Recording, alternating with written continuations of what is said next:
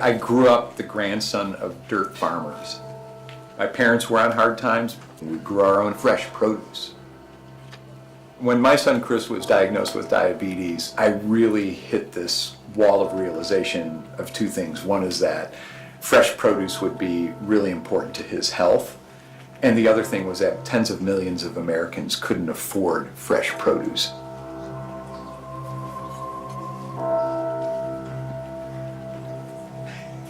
I'm Michel Nischan, and I'm the founder and CEO of Wholesome Wave. Our mission at Wholesome Wave is to empower underserved consumers to make healthier food choices by making fresh produce more affordable. We double the value of food stamps when spent on fruits and vegetables. When I was getting food stamps, this program really made it possible to continue providing healthy eating, fresh fruits and vegetables for my children during hard times. As a parent, I feel it's my job to teach and educate my children at a young age. Healthy eating isn't just a way of life, it's for a long life.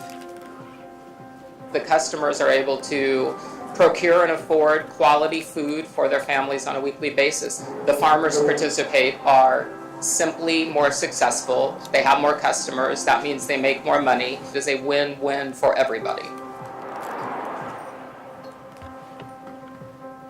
The benefits we've seen from Wholesome Wave, our produce sales have increased. We're providing more varieties of fresh fruits and vegetables for our customers. Corn, looking at squash, green squash, lettuce, tomatoes, Thai guava, tamarinds. Overall, it just helped out the entire store. It's wonderful to be able to write a prescription for produce, for fruits and vegetables, rather than medication. We can prevent many costly visits to the doctors, workups for a lot of diseases that can be preventable. It's a great benefit for families. Poverty should never be an obstacle to affording fresh produce. By simply removing that barrier of affordability, with vigor, they make the choice.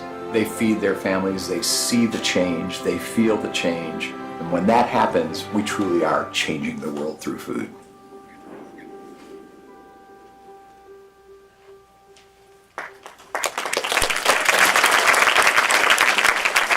Out of darkness came the most incredible light, and the legacy of my son and countless other students that I've had to bury far too young, which will far exceed their time on this earth.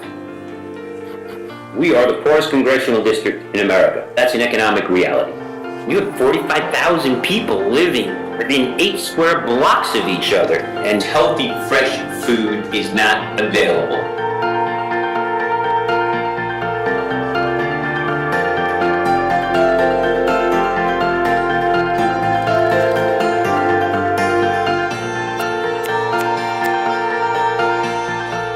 So many, food is the problem, but for all of us, food is the answer.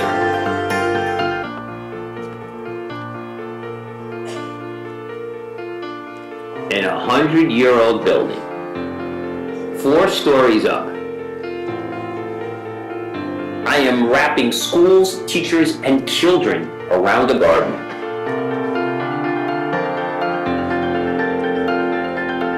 Kids can't wait to see what's growing.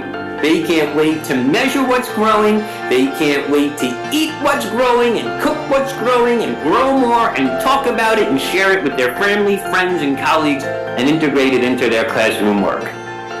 When you see kids who are happier and healthier, you can't help but be caught up with that.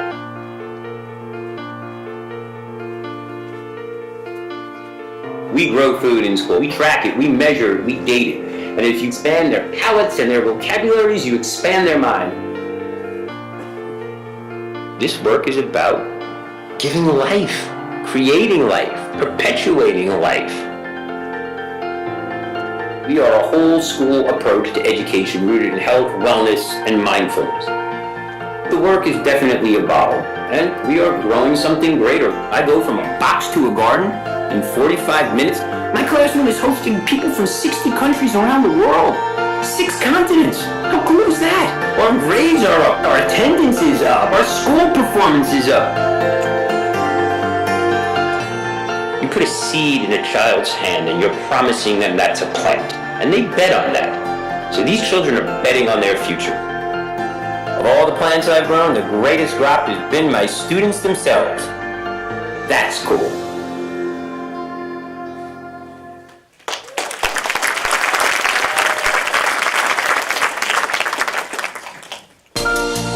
So I'd like to welcome Michel Nischan and Stephen Ritz. Please come up.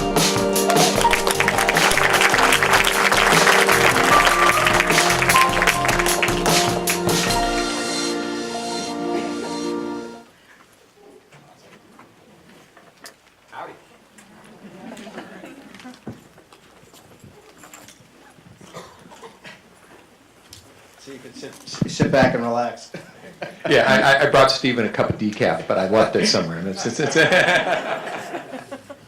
So thank you guys for coming. I really appreciate it. And both of you have been full speed ahead in changing lives and making an impact. And I just want to thank you. And both of you have been incredibly generous to Hunter College and the New York City Food Policy Center. And I want to thank you for that. It's been incredible, and you've been an incredible supporter. You the same. Thank you. Amen. Yeah. Thank you for all this that you do, man. It's amazing. Great dialogue. Thanks. So since we want to get right into it, so I'd like to, this question is for both of you. So each of you have personally witnessed the results of food as medicine. Michelle, you've changed the way your entire family eats when your child was diagnosed. One child was diagnosed. No, two. Oh yeah, so this is not right. Okay, 2 children were diagnosed with type 1 diabetes. And Stephen, you lost 120 pounds after changing your diet to include the vegetables that you and your students were growing. How do your personal experiences help each of you with your work? And either one of you could start. Well, for me personally, when my first son was diagnosed, Chris was diagnosed, he was 5 years old. That was 24 years ago now. Time flies, but I was a chef. I was a professional chef. And I was doing the local organic sustainable thing, but really more to try to restore the food heritage. I was brought up working my grandfather's farm, and the lack of ripe tomatoes and being able to actually know who grew the tomato that you're putting on the table that actually tastes good in the middle of August. That's what it was all about. But when Chris was diagnosed, I made that kind of connection between food and human health. And we were just lucky at the time to have a very forward-thinking endocrinologist who told us what we did with Chris's food would have more to do with the success of his long-term outcome. So we changed our food strategy at home, and it really didn't take long to regardless of the quality of the stuff I was serving my customers, the amount of processed still, sugar, flour, arrowroot, cornstarch, butter, cream, heavily animal-based, though we did have great fruits and veggies and stuff like that. The skew was wrong, and it wasn't reconciling with how I was feeding my family at home. And soon it was kind of like, why would I feed my customers something I wouldn't feed my children, right? So the first change was that. So I opened a restaurant called Heartbeat in '97 in the First W Hotel. Hey, Stephanie. She actually worked with me, Stephanie Sachs. Oh, I didn't know you were here. I think it doesn't surprise me. But it was a restaurant of well-being based on local, organic, sustainable, but no processed food of any kind, and plant-based, a lot of vegan items on the menu. And it didn't take long after that when I started learning and working with type 2, the preventable type of diabetes and the most rampant type of diabetes, that we could only do what we did at Heartbeat because people could afford $40 for an entree. And I was encountering families of 4 that after they ran out of their SNAP in the middle of the month had $2 to spend on a family of 4 for dinner. So if you can make it to broccoli, and broccoli is $2 a head, it's clear that broccoli's not going on the table for dinner tonight. So that's, that was just the journey that eventually led to founding Wholesome Wave. Wow. No, I just... Food is medicine, baby. Yeah, food is medicine, and you all are medicine. So this room is my medicine. There are a couple of heroes here I've got to salute. First and foremost, the borough president, man, thank you for your commitment for putting your money where your mouth is. It's a whole other thing to walk. But this is a big celebration for me in a lot of ways, because sometimes it's putting your money where your mouth is, and sometimes it's just the value of priceless advice. So in this age of Giving Tuesday and, you know, that holiday season, it's not always about the check. It's about the manpower, and it's about the capacity. And I will tell you that it was 5 years ago I sat in your restaurant and you gave me a vision. You didn't write me a check, and I talked about what I could do in schools. Today, 6,000 schools later, I'm flying out today to go to Rome. We're opening up 20 schools in Chicago. We're touching the Mideast. And you inspired this, so Michelle, I want to give this to you publicly and say thank you. I'm looking at Diane hats up front. For those of you who don't remember, I had this little vision. On her stage, like, this is me. This was me. From a 40-inch jump to a 48-inch waist, and this shirt was tight. You're half the man you used to be. Half the man and twice the person. So Dr. Robert, thank you. Food is medicine. And that's really what it's about. It's about changing the paradigm. And that's what it's all about for me. So today we celebrate, and I'm just delighted and honored to be here. Thank you. So just curious, so how has this affected your weight loss? Was after, actually, wasn't it? Or no? Well, once I realized that these things coming out of the ground were edible, you know, that was an epiphany. That was a real epiphany. I had no idea.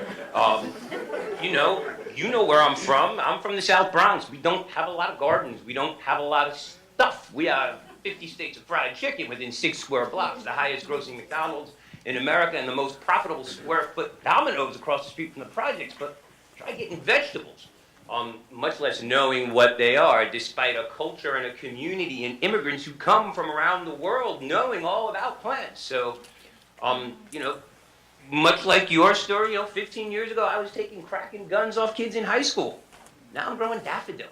It's a much more sustainable paradigm. We're sending home 100 bags of groceries a week, and we're doing it with low-cost technology. I know what your commitment was. I could do every single school in the Bronx for that. So God bless you for that, but it's not about the money. It's about the manpower and the capacity. And that's really what this room is all about. Yeah. Manpower and capacity. Thank you. So the next question is about nutrition advocates trying to influence people to eat healthier. But that can be confusing to the public. I think that, I discuss this with my class, and I discuss this wherever I have an opportunity to, that it's confusing. Even the word healthy is confusing. How do you define it? And I think that some of those kinds of things, it's not so simple. And even, Brooklyn Borough President mentioned, that vegans can eat Oreos, and maybe not Oreos. Can they eat Oreos? but I think that the idea is that the term healthy and the definition of healthy is really confusing to the average person. It's confusing to me. It's confusing to my class. When I talked about eating in moderation, and I posed that question, we have, I think, 43 students or 45 students, and I went around the room, and there's probably going to be 45 opinions, and if I went around this room, there'd probably be hundreds of opinions about what moderation means, eat in moderation. So those kinds of things are very confusing.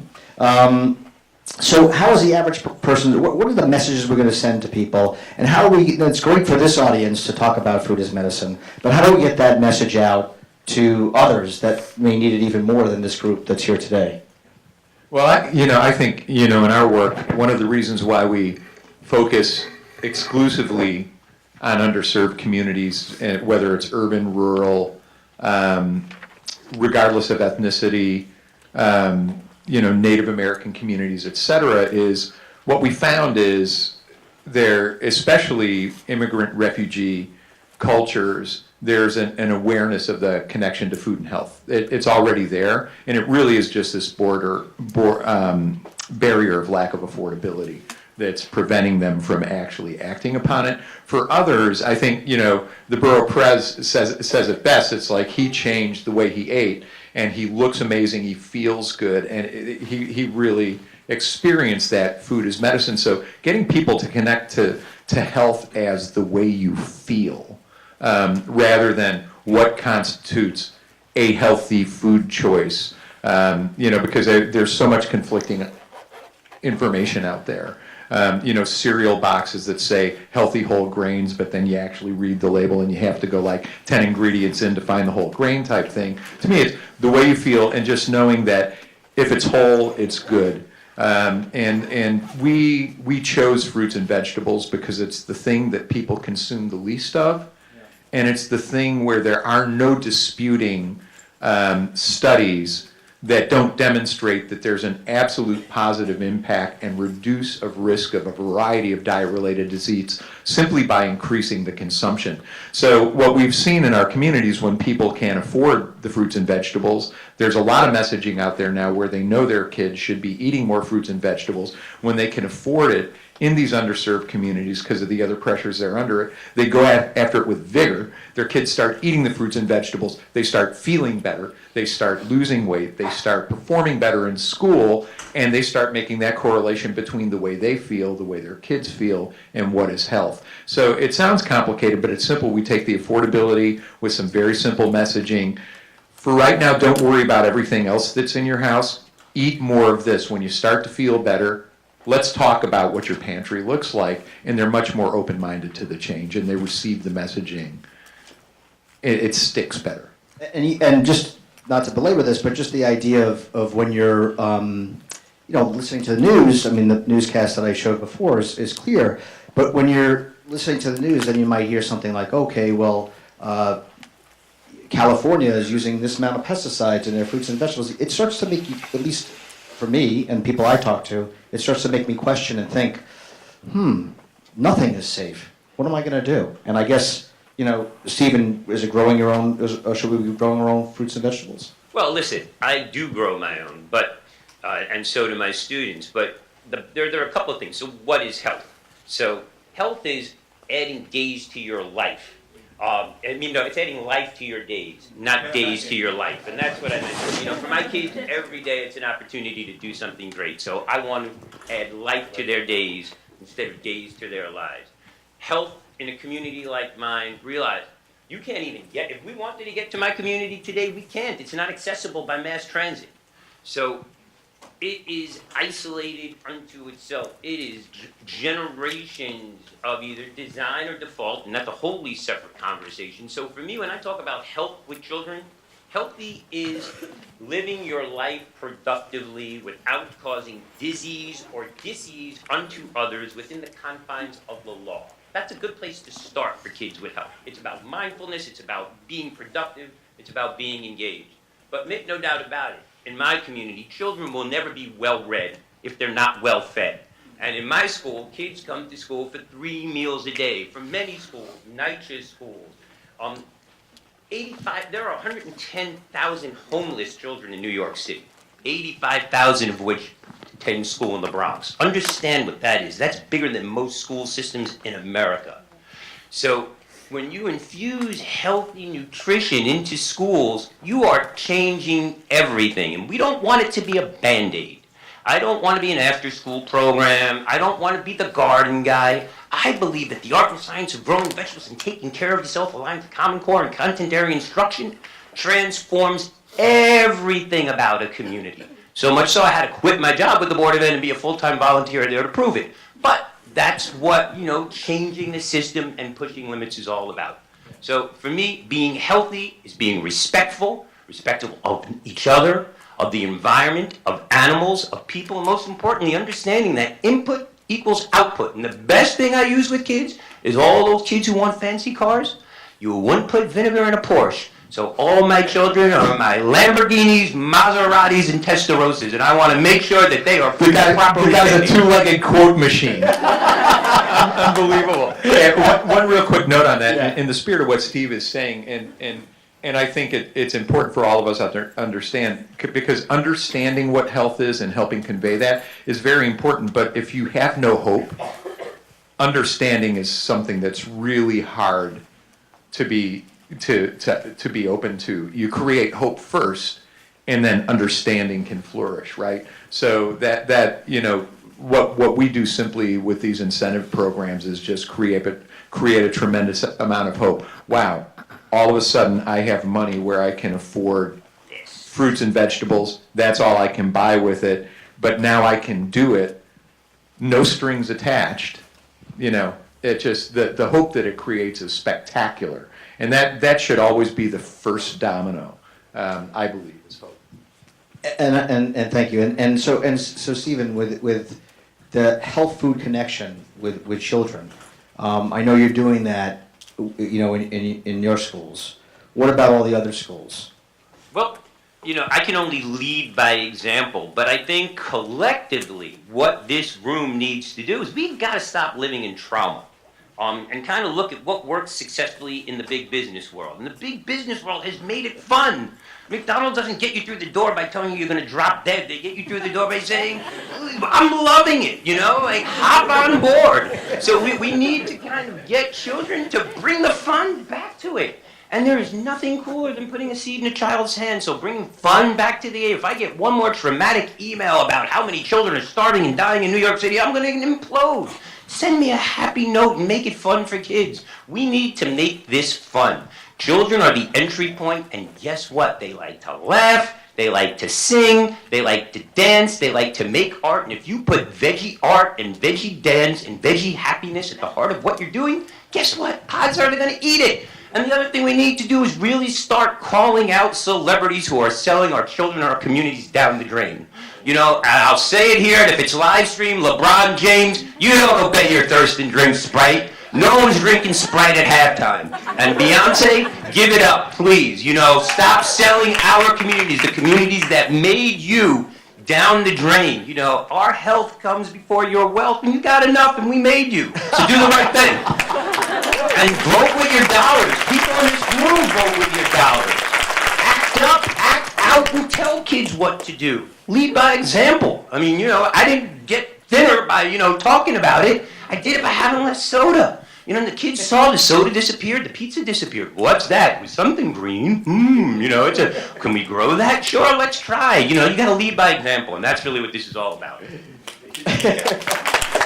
If you keep making me laugh, I won't have any questions. So I guess along those lines, Michelle, what about getting adults, the messaging? I think that we've heard a lot of, eat this, eat that, drink water, exercise more. Even at the end of that clip that I showed early this morning, the banter amongst the newscasters was, did you say exercise?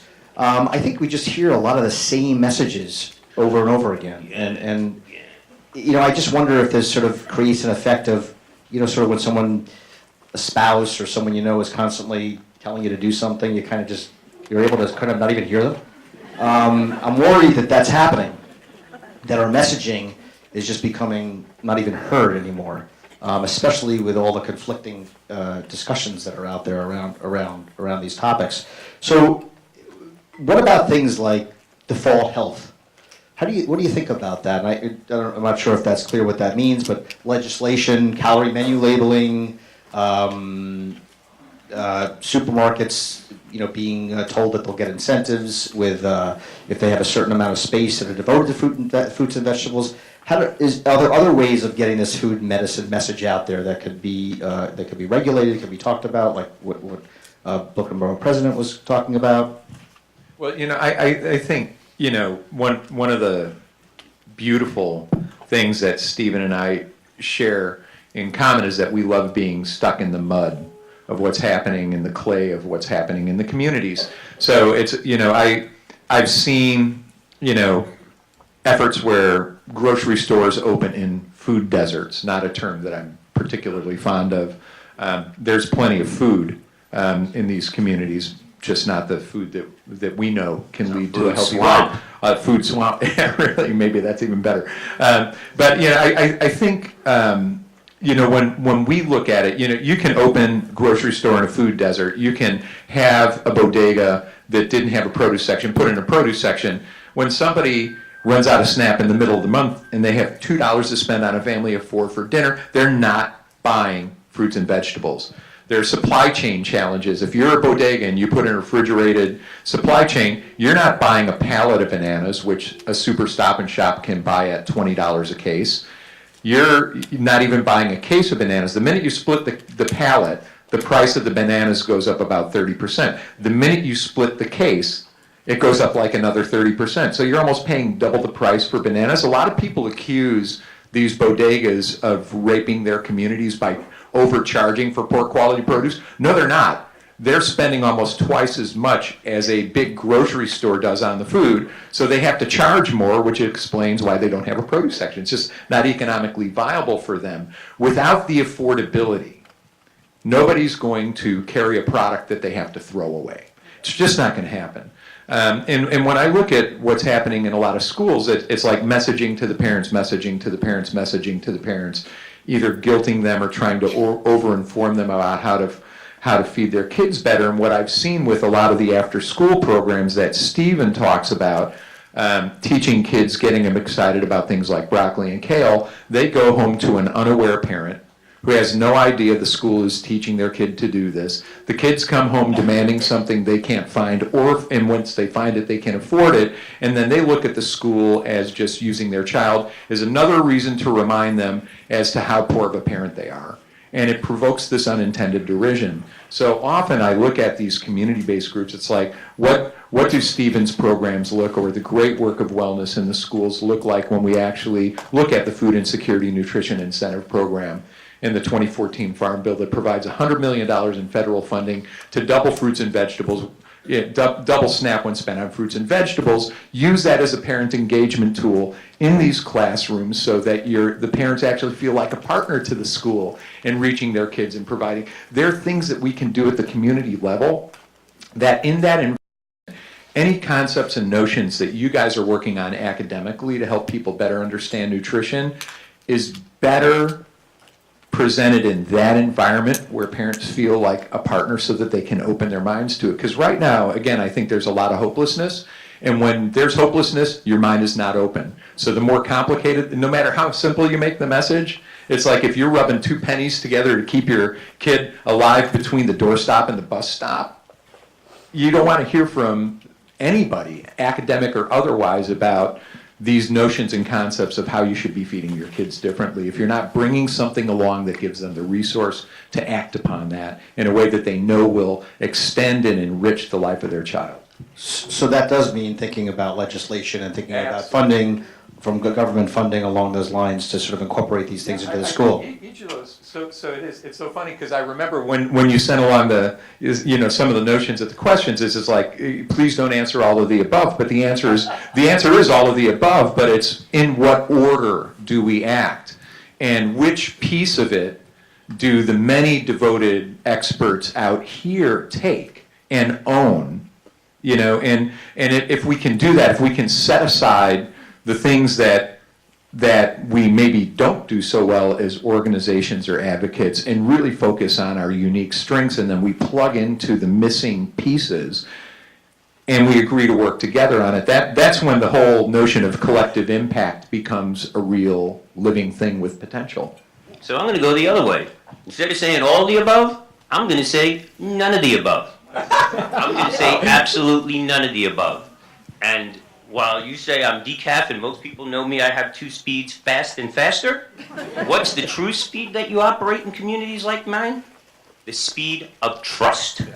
And that trust is earned daily. That trust is something that you have to build. You can't measure it, you can't put it into a little metric, you can't tweet about it, talk about it, send out an email, and so many people want to scale, and believe you me, I face that pressure every day about scaling. But you got to nail it before you scale it. And to change communities that have been maligned for decades, thinking you can show up overnight with a fancy website and a good elevator pitch, that's great in Hollywood. But those people usually go home when the lights go down. So for those who are doing the work on the ground, that's the work that needs to be done.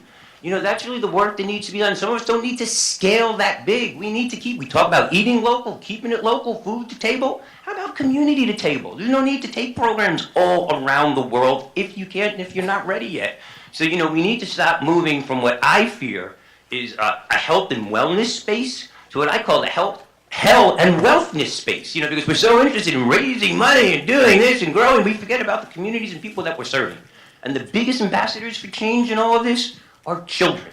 Because when you allow children to be at the forefront of the food line, serving that healthy option to each other, then they tend to want to eat it, and then they tend to go home and share it with their parents, and their parents tend to want to see it. And the cool thing is you're not doing it, once a week on Friday if you behave well, and the garden guy shows up. No, we're doing it daily in school, and these things that we're growing are aligned to the content area and subject instruction of life, and then also translate into success in school, which traditionally has been so difficult to do in communities like mine. So, the system is a little broken, but we're working to fix it. But the most important thing is to be who we are, hyper-local, hyper-connected, and stop begging so much. I just want to push back a little bit, though. There's no denying the role that policy can play in setting a stage and providing the types of resource that these families need to be able to, with conviction and without financial risk, make those healthier choices and pursue those healthier lifestyles. So there are roles that it plays, but I totally agree with you that the system needs to be turned on end and it needs to be disrupted, but we can't just yank policy out from under it and say, let's not have any policy. So there are things that we do need to address. Right, no, policy needs to happen, but when you have an engaged citizenry, when you have children and parents that really are involved because they are engaged, wow, that's a game changer, City Hall knows no fury like 30 of my grandparents showing up, making some noise. That gets things done. Having difficulty catching my breath. Okay. So I think these are important issues, specifically the comment and the concept of children as messengers. We talk about this a lot. My colleague Chris Sarkadoulis is here, who's a health literacy expert, and we've discussed this time and time again about how children can be messengers and really influence the way we behave as later adults, and also can influence the parents very, very well. So moving from legislation, is there anything else you'd want to add about that? What do you think about calorie menu labeling? Well, my kids aren't going to read the calorie menu label until they learn to read. So for me, teaching them how to read around the art of growing vegetables is critical. The predictive, the if-then statements, all the science of it. And I think, listen, information is great, but sensible role model. I don't count calories. I just eat less and eat sensibly. I kind of, I look at, some of the advice I got from Michael Pollan, some of the advice I got from you. If you can kind of figure out where it came from and what it is, you should probably eat it. If you can't, maybe don't have so much of it. And I'm not anti-ice cream or anti-cookie. I'm just more healthy stuff, more knowing what it is that you're eating. But transparency is key. And I think now more than ever, big business has figured out a way. Healthy, whole grain. It's so confusing, but good practical sense with children around what is a meal really makes a lot of sense. And I think for the broader population, there's absolutely a role that menu and calorie labeling plays, but I think it's one of the many things that have to be on the broader menu of what's available, right? And when I look, I applauded the Obama administration when they changed the format from food pyramid to My Plate. That really simply showed that at least half the plate should be fruits and vegetables. It's like this: the simpler the messaging, the better.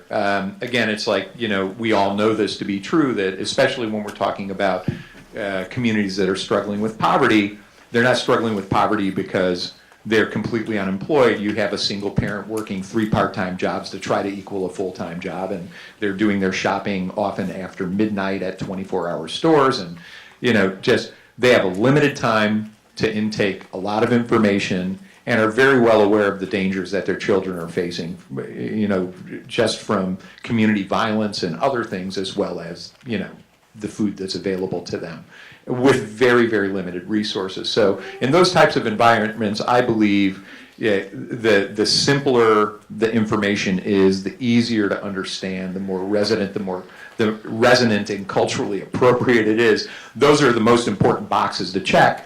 And there are a variety of folks in those, we have folks on the west side of Chicago, one of the more violent neighborhoods in the United States. You look at North Lawndale and Inglewood, where, as a result of, amen. Is that where you're going there? Oh man, awesome. Okay, I'll go visit you there. We do a lot of work there with incentives and started exposing a significant number of vegans in the West Side African American population, and incredibly food literate, really on top of their game about the way they want to feed their children, but they just don't have the resources. Those are label readers, you know. So, but in that same neighborhood, you actually have 30-year-olds and 50-year-olds who can't read at all, any language. So, you know, we need to honor the fact that when we're communicating, that words are important, images are important, as well as concepts and all of the other stuff that comes along with it. I hope that makes sense. No, it makes perfect. I mean, I think Makes it's good two of the sense. most powerful people I know.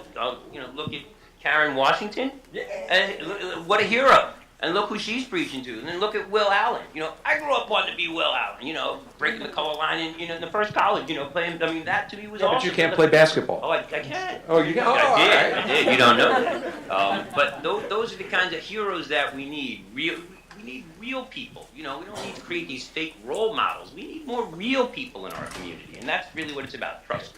Yeah. So, okay, talking about real people, what about physicians and physician extenders? What role are they supposed to play in this model? His role. Right there, man. Hero. Robert O'Reilly's role? Nice. You know, I just the fact that physicians really should be taking food very, very seriously. You know, I look at, you know, we do a lot of work, you know, in policy and spend a lot of time in places like Washington, and everybody's talking now about the $20 trillion national debt, which seems to fall on deaf ears because people don't understand every time you add another 3 zeros at the end of something, that it really multiplies the impact. And they're looking at that $20 trillion and making decisions to do things like cut international food aid at $1.7 billion a year because they don't want to saddle their grandchildren and ours with this big national debt. Well, if you pull out a calculator and you divide 1.7 billion against 20 trillion, there's so many zeros behind the decimal point before the first number shows up, the calculator's not big enough. So it's you actually need to find almost 9,000 things at 1.7 billion to cut to equal 20 trillion. Those top 4 diet-related diseases that Doc showed on his screen earlier cost our economy $1.4 trillion a year. That's 5% of the national debt. 5%. So when we actually look at something like dialysis, $100,000 per patient for 1 year, and basically a death sentence, for that same $100,000, we can help 250 Americans increase their fruit and vegetable consumption 3 servings a day, enough for, depending on the study that you look at, 20 Americans not to need dialysis out of those 250 people. So $100,000 saves $2 million. That's the way it should work, and that's the way we should be making doctors aware of the importance of food and keeping their patients healthy. It's like, that's why we do the prescription program. Let's use the same infrastructure of a prescription program, a diagnosis, a prescription where the patient can take the prescription and exchange it for the medicine they need, food, and prevent the dialysis instead of waiting for someone to get the dialysis and then paying for the dialysis. So just to kind of close up on some of these topics and offer some walkaway. So why is there, it just feels like there's so much resistance around this topic, not to this audience, but it still feels like there's resistance around getting politicians, around getting physicians, physician extenders, the whole community to sort of, okay, how do we get people to, politicians, government, legislation, things like this to be less resistant to food as medicine, less resistant to making things happen in communities, underserved communities. What is it that we can say that, and what can we do that can help to move this along? Well, I think in the context of this conversation and this space and this place that you've created, I have a question for how many folks in the room are economists? None. Okay. I think we need to start there because one thing that we learned when we went to Washington to really push for the Food Insecurity Nutrition Incentive Program to make it into the 2014 Farm Bill, when we're like, what do we do if we ever want this doubling program to become part of policy? Who do we need to convince and what do they care about? None of the decision makers on either side of the aisle in Congress cared about health outcomes on fruit and vegetable consumption. But why is that? Well, we just asked them what they cared about, and what they did care about. What they were most curious about people that rely on SNAP were, do they care about healthy food at all? Because we spent a lot of messaging and a lot of money on SNAP Ed, and we're not seeing a lot of uptake to this messaging and response to it. You know, they had their own assumptions about people struggling with SNAP and whether they knew or cared about healthy food. And folks on the right side of the aisle were, well, what's this going to do to agriculture? What's this going to do to grocery business? Is this going to harm? Is it going to help? Is it going to hurt? So we studied consumer attitudes around the doubling program, and we studied the impact of the program on small and mid-sized farmers and retailers that participated in incentive programs. We were able to prove using shoppers, diet shopper behavior surveys like Stop and Shop, ShopRite, Wegmans, Whole Foods use when they sign people up for loyalty programs based on 2-for-1 sales of new products. And we were able to prove that quality of produce, 5 years in a row, 3,000 unique SNAP consumers, year after year, quality of produce was the #1 reason for participating in the program. Not that the program accepted the benefit. The fact that the program provided the benefit was number 2, tied with supporting local farms and businesses. Number 3 was selection of produce. These surveys read like a Whole Foods survey. So we were able in Washington to say SNAP consumers are like every other American consumer. They care about quality, they care about selection, but when you disassociate them and disenfranchise them from the ability to actually afford to make that choice, you're actually robbing them of a constitutional right of free choice. Do you have the free choice, the right to choose healthy food if you can't afford to make that choice in America? So that was a very powerful thing on one side, but it was an economic argument. It was about consumer preference. And I know a lot of folks in the room hate the word consumer, but that's what they understand when we talk in DC, so it's important to use their language too. And then we were able to prove that farms put more land in production. They diversified their crop plantings to meet this new ethnic demand for things like bitter melon, fuzzy melon, long beans, fish cheek basil, that they bought more equipment. They made infrastructural investments in their farms. They bought tractors. They built hoop houses. Grocers put in retail refrigerated display cases for the produce. So when we could present doubling SNAP for fruits and vegetables as an economic impact to farm and retail economies, and that it allowed consumers the right to choose healthy food for their families and that they wanted it, that's all we needed to prove to them. So often the economic argument is really important when you're looking at policy change. So, I think economists belong in this room. I think, poli-sci majors belong in this room. When we talk about collective impact, we often think like, getting community-based organizations that care about food working together in a more effective way, but often we need to break down our own silos and bring in some other academic sectors so that we can have all the arrows in the quiver, so to speak. Yeah, and I think that's something that's critically important is bringing more people to the table.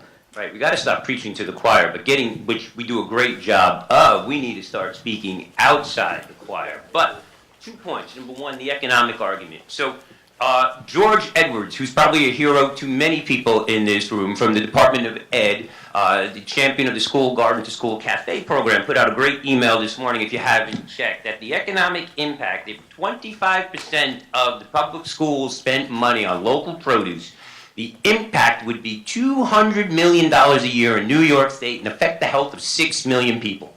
Those are the kinds of economics we need to talk about. Now, the other thing is politics. Well, listen, this borough president is here. He's put his money where his mouth is. I'll talk about my borough president as well. It was his with the Bronx Can Change Initiative, which simply said in a borough that is, the least healthy county in all of New York State, we could have some fun. It's like amazing that I needed to be challenged to realize how fat I was my mirror not working? When the thing goes over 302 pounds and like the belt didn't fit, you'd think I would have figured it out.